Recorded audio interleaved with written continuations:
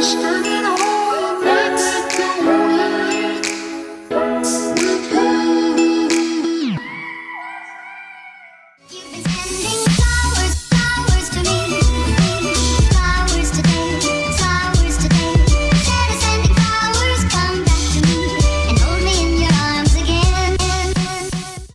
alle sammen, og velkommen tilbake til kanalen min. I dag skal jeg vise dere hvordan jeg lager marsjetoppet mitt. Og aller først har jeg tenkt til å vise dere hvilke produkter jeg kommer til å bruke i løpet av videoen, sånn at dere har muligheten til å finne fram alt dere trenger av produkter på forhånd, i stedet for å drive og lete fram det under videoen.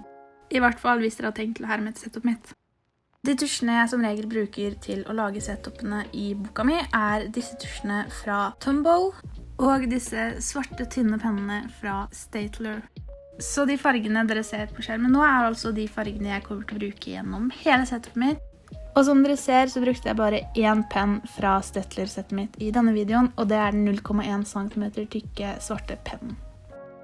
Jeg brukte også 2 brushpenner fra Panduro sitt Twin Brush Pen Set, og de fargene jeg brukte fra dette settet er da rød og brun, fordi de ikke var i det andre settet mitt. Og i tillegg til det så brukte jeg en linjal, og det er samme hvilken lengde denne linjalen har, så lenge du klarer å bruke den.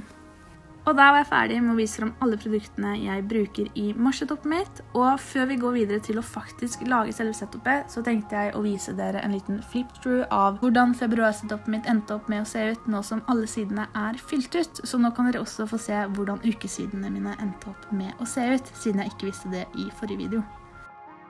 Som dere ser så var jeg veldig dårlig på å faktisk fullføre goalsene mine, akkurat som i januar. Men dere kan også se at februar var en helt ok måned når det kommer til humøret mitt. Og jeg klarte også å fylle ut en del av habitene mine, føler jeg. Hvis dere har lyst til å høre på hvilke sanger jeg hadde som favoritt i februar, så bør dere sjekke ut spillelista mi på Spotify. Jeg har linket til den nede i beskrivelsen. Og jeg har også laget en highlight på Instagram, hvor jeg har lagt alle sangene som har vært favorittene mine i løpet av månedene, så der kan dere også sjekke ut deler av dem hvis dere vil det.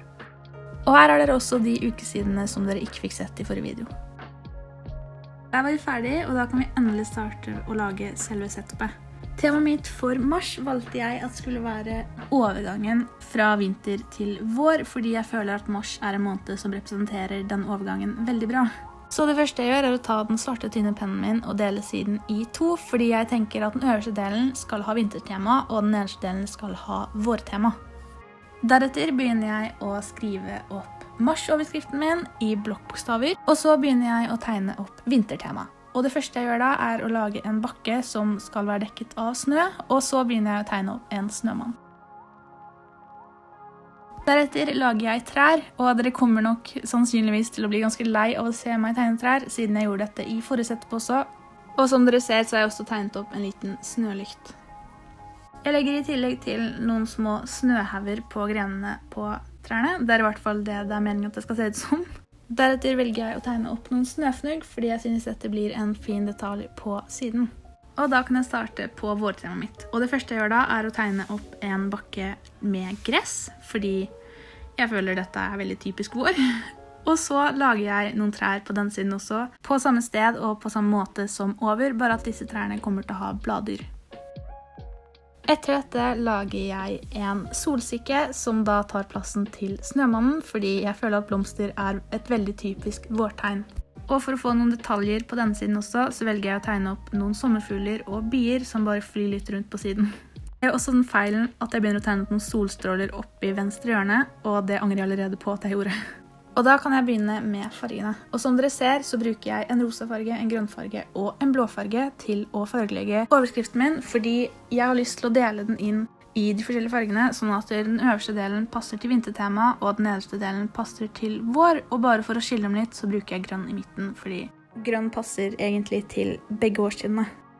Deretter tar jeg den svarte Panduro-tusjen min. Jeg glemte å nevne på starten at jeg også bruker en svart tusj fra dette settet, men dere kan like gjerne bruke den svarte tynne tusjen som jeg brukte til å tegne det opp, fordi jeg bruker det bare på detaljene på snømannen og bien.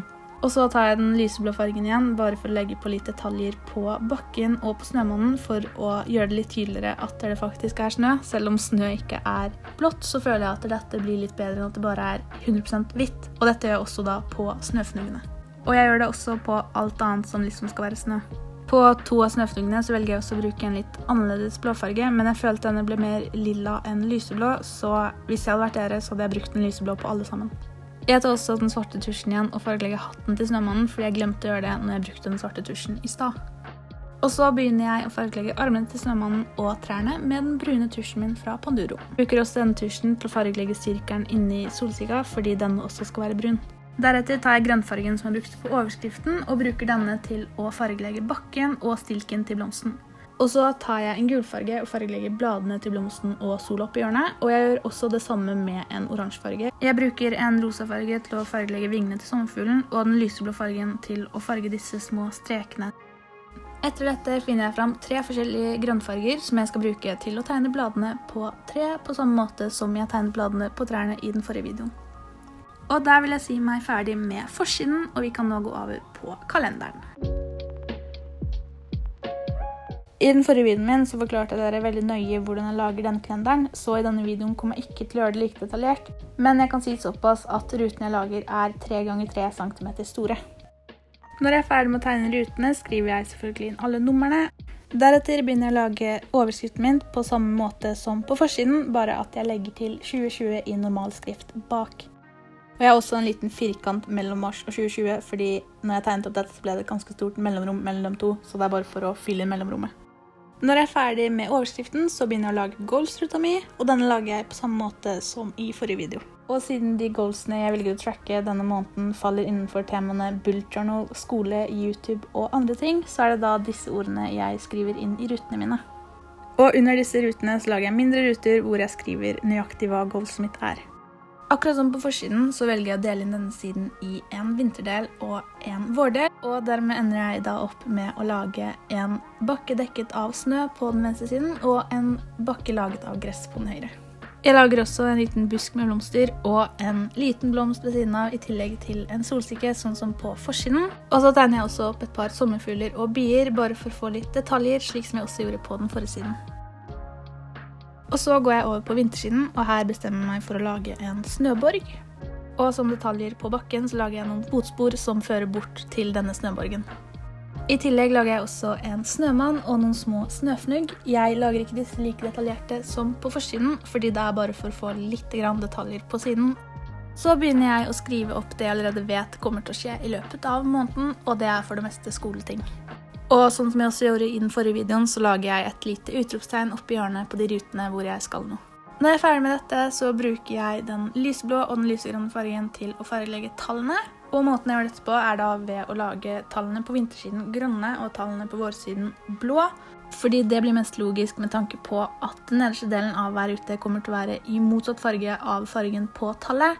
Så da kommer den vårsiden til å være mest grønn og vintersiden til å være mest blå.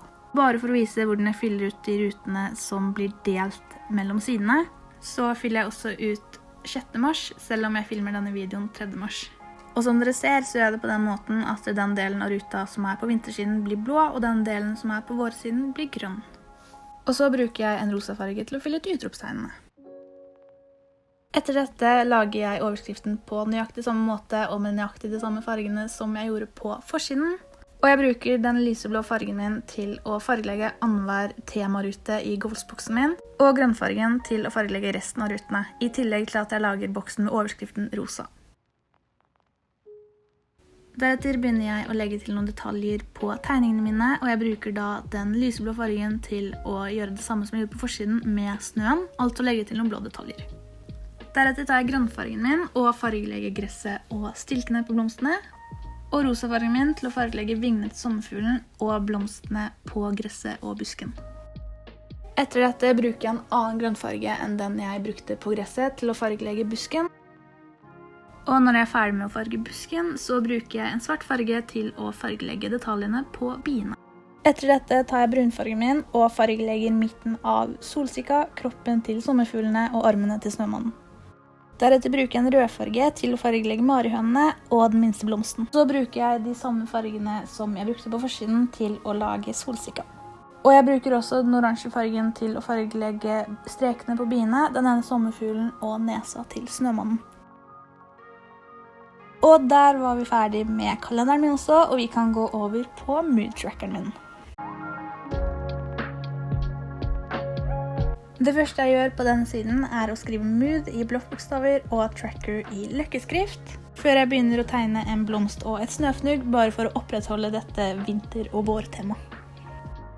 Deretter skriver jeg opp tallene fra 1 til 31, og i denne måneden så har jeg tenkt å gjøre noe litt annerledes med mood-trackeren min, for i stedet for å tegne opp mange figurer som jeg fargelegger i løpet av måneden, så har jeg tenkt til å tegne figurene utifra hvilket humør jeg er. Så i stedet for at hvert humør har sin egen farge, så kommer hvert humør til å ha sin egen figur. Og de figurene jeg har valgt å bruke er da et hjerte for de dagene jeg er glad, en blomst når jeg er helt ok, en bie når jeg er moody, et snøfnugg for de dagene jeg er sliten, en snømann når jeg er trøtt, og en skøyte for de dagene jeg er trist.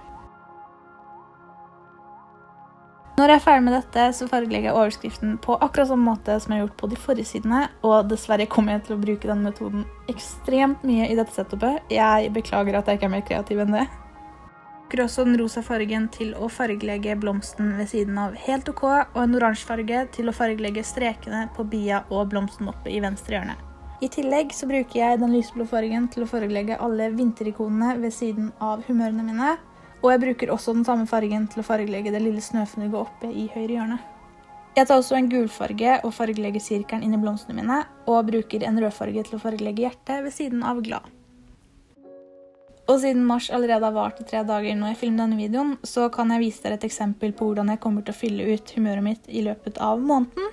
Og dette gjør jeg da ved å lage en blomst både rundt 1. og 2. mars, fordi jeg var helt ok begge disse dagene, og et snøfnugg rundt 3. mars, fordi jeg var litt sliten den dagen. Og der vil jeg si meg ferdig med mood tracker-siden min også. Og vi kan gå over til å lage habit tracker-siden min.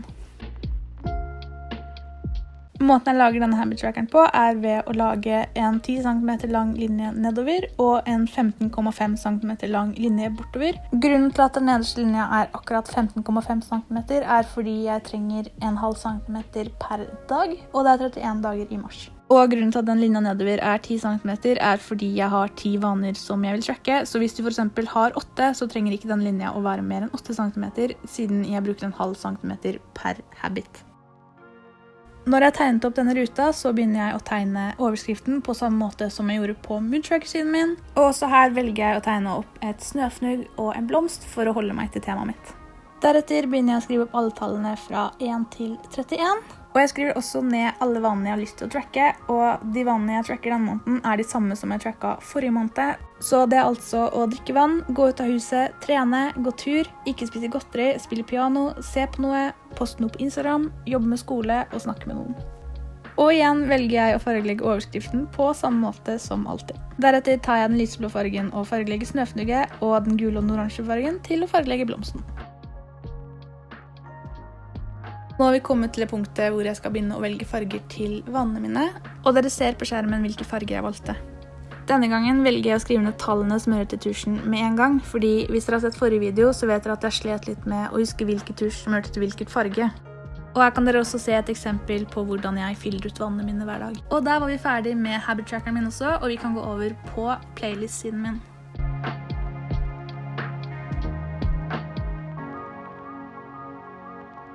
Og som dere ser, så starter jeg alltid med å lage overskrift. Og denne overskriften lager jeg da ved å skrive mars i blokkbokstaver, og så skriver jeg playlist i løkkeskrift over der igjen. Deretter legger jeg til noen spillelistedetaljer, som jeg liker å kalle det, før jeg begynner å tegne opp boksene som jeg skal skrive favorittsangen min inn i. Og som jeg sa i forrige video, så lager jeg disse boksene ved å ta 2,5 cm ned og 6 cm bort. Du trenger forresten ikke ha nøyaktig 10 bokser med favorittsanger, fordi det er sikkert ikke alle som klarer å finne 10 nye favorittsanger hver måned. Men jeg finner alltid nye sanger i løpet av måneden, og noen ganger er det til og med litt vanskelig å bare plukke ut 10. Så jeg føler at det er nødvendig å ha minst 10 bokser for min del. Når jeg har tegnet opp boksene, så fargelegger jeg både overskriften og ikonene på siden på akkurat samme måte som jeg har gjort på alle andre sider. Og jeg bruker også grønnfargen til å tegne opp boksene en gang til. Rett og slett bare fordi jeg synes det blir fint med litt farger. Og siden vi fortsatt er ganske tidlig i mars, så kan jeg ikke vise dere noen eksempler på hvordan jeg setter inn sangene mine, fordi jeg har ingen favorittsanger i mars ennå. Men hvis dere vil vite hvordan jeg gjør det, så kan dere sjekke ut min forrige video, for der viser jeg det veldig detaljert. Jeg velger også å tegne opp en strek sånn cirka midt i hver boks, men denne streken dekker ikke hele boksen, fordi jeg skal ha plass til et lite bilde på venstre side, og det er derfor jeg da har en liten åpning der. Og der kan vi også si oss ferdig med spillelistesiden vår, og vi kan gå over på å lage ukesidene. I denne måneden kommer jeg dessverre også bare til å vise dere uke 1. For siden jeg filmer denne videoen såpass tidlig i mars, så har jeg jo ikke laget ferdig noen sider andre enn side 1. Så da er det litt umulig å vise dem til dere. Men jeg kommer til å gjøre sånn som jeg gjorde med februarsettoppet i denne videoen, med marssettoppet i neste video, så dere kommer til å få se dem uansett, bare ikke denne måneden. På disse sidene så hadde jeg egentlig tenkt å være litt kreativ med overskriften, men jeg prøvde det, og det ble kjempestygt alle gangene, så jeg endte opp med å gjøre det samme som på alle andre sider igjen. Deretter skriver jeg søndag og highlighter teksten med den blå tusjen min, før jeg begynner å lage punkter nedover hvor jeg skriver ned hva jeg gjorde denne dagen. Og så bruker jeg den grønne tusjen til å fylle inn disse punktene. Jeg kommer forresten til å highlighte annenhver dag med blå og grønn, slik at jeg beholder disse fargene gjennom hele setupet. Så de dagene som da er highlightet med grønn, får blå punkter. Og siden jeg ikke gjorde noe veldig spesielt denne dagen, så har jeg heller ingen bilder jeg kan sette inn her. Og derfor velger jeg å lage en vinter- og vårinspirert tegning. Så det første jeg gjør er å tegne opp et snøfnugg, og deretter lager jeg et lite vintertre. På andre siden lager jeg også et litt større tre som kommer til å bli et vårtre, eller da altså et tre med blader. Når jeg har gjort dette, så tegner jeg opp et snøfnugg til og en snømann, samt en bakke som skal bli dekket av snø. Og denne bakken henger da sammen med en bakke dekket av gress. Og som dere kan se, så legger jeg også til detaljer på snømannen. Deretter lager jeg enda en solsikke og enda et snøfnugg. I tillegg til noen sommerfugler og noen bier. Og når jeg har gjort dette, så begynner jeg å legge til de blå detaljene som jeg alltid har på snøen og snøfnuggene. Og så bruker jeg rosafargen min til å fargelegge alle sommerfuglene, og en brunfarge til å fargelegge armene på snømannen, trærne og kroppen til sommerfuglene.